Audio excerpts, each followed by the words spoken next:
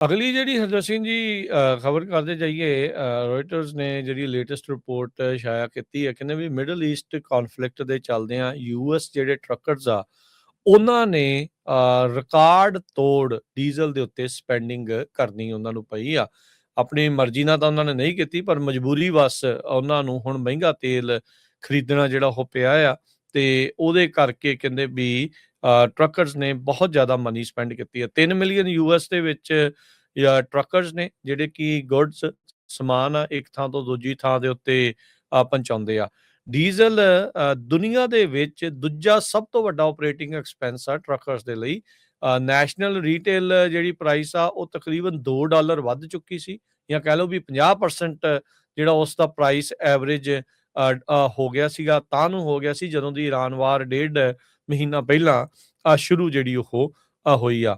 Experts ਇਹ ਮੰਨਦੇ ਆ ਹਰਜੋਤ ਸਿੰਘ ਜੀ ਵੀ ਕਹਿੰਦੇ ਵੀ ਡੀਜ਼ਲ ਪ੍ਰਾਈਸ ਦੇ ਵਿੱਚ ਅਜੇ ਕੋਈ ਰਾਹਤ ਨਾ ਨਜ਼ਰ ਆਉਂਦੇ ਹੋਏ ਕੈਲੀਫੋਰਨੀਆ ਤੇ ਟੈਕਸਸ ਜਿਹੜੇ ਕਿ ਲੌਜਿਸਟਿਕਸ ਦੇ ਹੱਬ ਆ, ਉੱਥੇ ਆਲ ਟਾਈਮ ਹਾਈ ਰਿਕਾਰਡ ਜਿਹੜੇ ਉਹ ਚੱਲ ਰਹੇ ਆ ਤੇਲ ਦੀਆਂ ਕੀਮਤਾਂ, ਤੇ ਉਹਦੇ ਨਾਲ ਕੰਮ ਜਿਹੜਾ ਆ ਉਹ ਹੋਰ ਖਰਾਬ ਹੋਊਗਾ। ਯੂਐਸ ਦੀ ਇਕਨੋਮੀ ਦੇ ਲਈ ਟਰੱਕਿੰਗ ਨੂੰ ਇੱਕ ਬੈਰੋਮੀਟਰ ਦੇਖਿਆ ਜਾਂਦਾ ਆ, ਵੀ ਉਤੋਂ ਇਹ ਪਤਾ ਲੱਗਦਾ ਹੈ ਵੀ ਜੇ ਤਾਂ ਟਰੱਕਿੰਗ ਠੀਕ ਕਰ ਰਹੀ ਹੋਵੇ ਤਾਂ ਇਕਨੋਮੀ ਠੀਕ ਆ, ਜੇ ਟਰੱਕਿੰਗ ਠੀਕ ਨਹੀਂ ਆ ਤਾਂ ਇਕਨੋਮੀ ਦੇ ਉੱਤੇ ਵੀ ਜਿਹੜਾ ਉਹ ਅਸਰ ਆ।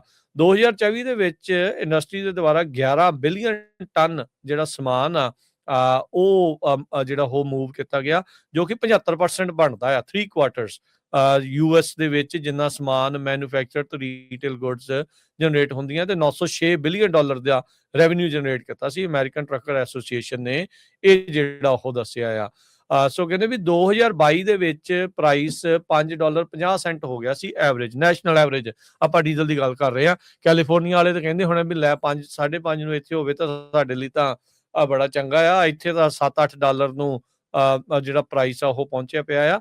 ਪਰ ਕਹਿੰਦੇ ਵੀ ਹੁਣ ਉਹ ਵਾਲਾ ਵੀ ਦੌਰ ਜਿਹੜਾ ਉਹ ਪਾਰ ਹੋ ਚੁੱਕਾ, ਤੇ ਐਵਰੇਜ ਜਿਹੜੀ ਪ੍ਰਾਈਸ ਆ $5.52 ਦੇ ਉੱਤੇ ਜਿਹੜੀ ਉਹ ਪਹੁੰਚ ਗਈ ਆ। ਇਹ ਪ੍ਰਾਈਸ ਉਦੋਂ ਵਧਿਆ ਸੀ ਹਰਜੋਤ ਸਿੰਘ ਜੀ ਜਦੋਂ ਯੂਕਰੇਨ ਦੇ ਉੱਤੇ ਰਸ਼ੀਆ ਨੇ ਜਿਹੜਾ ਹਮਲਾ ਕੀਤਾ ਜਿਹੜਾ ਉਹ ਸੀਗਾ। ਮਾਰਚ ਮਹੀਨੇ ਦੇ ਵਿੱਚ ਪੋਲ ਕੀਤੀ ਗਈ ਹੈ ਡੈਟ ਫਰੇਟ ਐਂਡ ਐਨਾਲਿਟਿਕਸ ਦੇ ਦੁਆਰਾ, ਕਹਿੰਦੇ ਵੀ 540 ਜਿਹੜੇ ਟਰੱਕਿੰਗ ਫਰਮਸ ਨੂੰ ਉਹਨਾਂ ਨੇ ਸਰਵੇ ਕੀਤਾ। ਉਹਨਾਂ ਨੇ ਕਿਹਾ ਵੀ ਉਹਨਾਂ ਨੇ ਆਪਣੇ ਆਪਰੇਸ਼ਨ ਹੀ ਹਾਲਟ ਕਰ ਦਿੱਤੇ, ਰੋਕ ਦਿੱਤੇ ਆ, ਵੀ ਪ੍ਰਾਈਸ ਇੰਨਾ ਜ਼ਿਆਦਾ ਜਿਹੜਾ ਉਹ ਵੱਧ ਚੁੱਕਾ ਆ। ਮੈਨੂੰ ਲੱਗਦਾ ਵੀ ਇਹ ਹੁਣ $6 ਦੇ ਇਰਦ ਗਿਰਦ ਨੈਸ਼ਨਲ ਐਵਰੇਜ ਜਿਹੜੀ ਉਹ ਪਹੁੰਚੀ ਪਈ ਆ। ਸੋ ਕਹਿੰਦੇ ਵੀ 44% ਜਿਹੜੀਆਂ ਫਰਮਸ ਜਿਨ੍ਹਾਂ ਦਾ ਸਰਵੇ ਹੋਇਆ ਆ, ਛੋਟੀਆਂ ਤੋਂ ਵੱਡੀਆਂ ਸਾਈਜ਼ਸ ਵਾਲੀਆਂ, ਕਹਿੰਦੇ ਵੀ ਹੁਣ ਬਹੁਤ ਜ਼ਿਆਦਾ ਸਿਲੈਕਟਿਵ ਹੋ ਗਏ ਨੇ ਵੀ ਕਿਹੜਾ ਲੋਡ ਉਹਨਾਂ ਨੇ ਚੱਕਣਾ, ਕਿਹੜਾ ਜਿਹੜਾ ਉਹਨਾਂ ਨੇ ਨਹੀਂ ਚੱਕਣਾ ਹੈਗਾ। ਸੋ ਸਮਾਲ ਬਿਜ਼ਨਸਿਸ ਦੇ ਦੁਆਰਾ ਡੋਮੀਨੇਟ ਕੀਤੀ ਜਾਂਦੀ ਹੈ ਯੂਐਸ ਦੀ ਟਰੱਕਿੰਗ।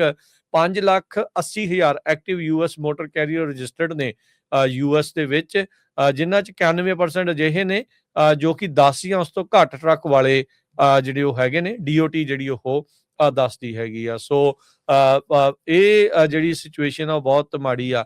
ਇੱਕ ਸਾਬਕਾ ਮਰੀਨ ਹੈਦਰ ਹਿਕਸਨ ਗ੍ਰਿਫਿਥ ਕਹਿੰਦਾ ਵੀ ਉਸ ਨੂੰ 1 ਦਹਾਕੇ ਤੋਂ ਵੀ ਵੱਧ ਦਾ ਸਮਾਂ ਹੈ ਟਰੱਕਿੰਗ ਦੇ ਵਿੱਚ, ਤੇ ਕਹਿੰਦਾ ਵੀ ਮੈਂ ਕੈਲੀਫੋਰਨੀਆ 'ਚ ਹੋਣ ਕਰਕੇ ਕਹਿੰਦਾ ਵੀ $8 ਐਵਰੇਜ ਗੈਲਨ ਮੈਂ ਦੇ ਰਿਹਾ ਆ ਡੀਜ਼ਲ ਦੀ ਜਿਹੜੀ ਉਹ ਪ੍ਰਾਈਸ, ਤੇ ਕਹਿੰਦਾ ਵੀ ਮੇਰੇ ਲਈ ਸਰਵਾਈਵ ਕਰਨਾ ਬਹੁਤ ਜ਼ਿਆਦਾ ਜਿਹੜਾ ਉਹ ਔਖਾ ਜਿਹੜਾ ਉਹ ਬਣਿਆ ਪਿਆ ਆ।